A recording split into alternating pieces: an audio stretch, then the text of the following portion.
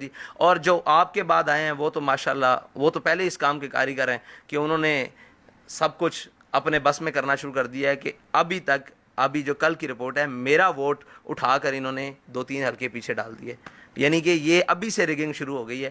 مجھے یہ بتائیں کہ اس سسٹم کے اندر کوئی ٹھیک بندہ آ سکتا ہے؟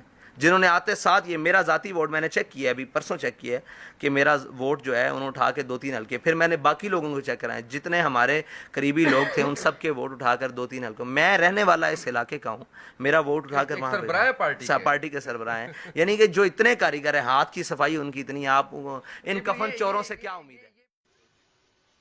اگر ووٹ لینا دینا جائز نہیں تو پھر پرامن راستہ کون سا ہے جس سے اسلام آئے؟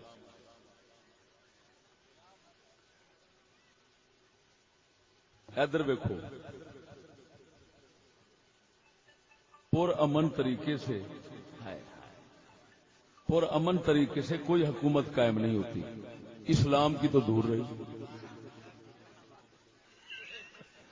جے تسی پرامن طریقے نال ہی قائم کرنا چاہتے ہو تو دوسرا مطلب یہی ہے کہ آپ اسلام کی حکومت نہیں چاہتے تو آرام سے بیٹھ جائیں، کیونکہ حکومتاں ایتھے مرلہ زمین دا نہیں لبدا امن نال، تو ملکاں دیاں گلاں کردا پھرنا ہے، تو خالہ جی دا گھر سمجھے حکومت لینی۔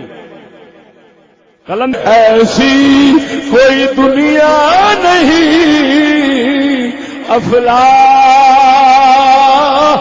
کے نیچے بیمار کہا تھا جہاں تخت جمع ہو گئے۔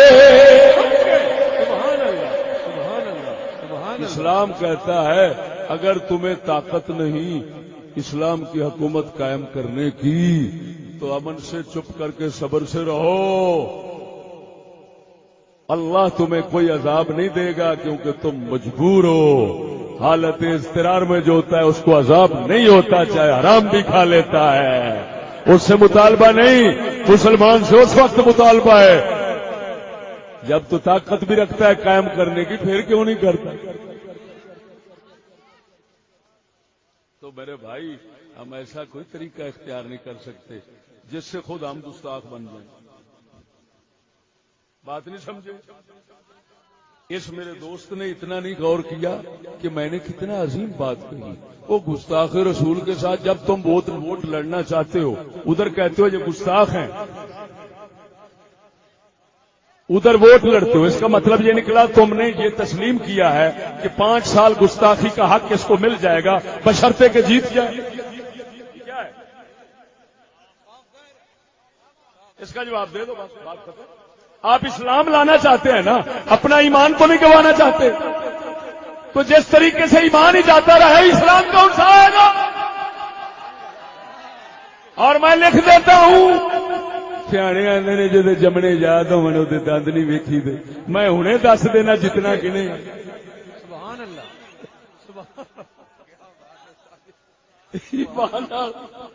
گل کرنے والی یہ تو ہوں وقت کوئی نہیں تو میں شہر حاصل باز کردا۔ اقبال کو لوگ قلندر کہتے ہیں مگر ان کی داڑھی تو نہ تھی۔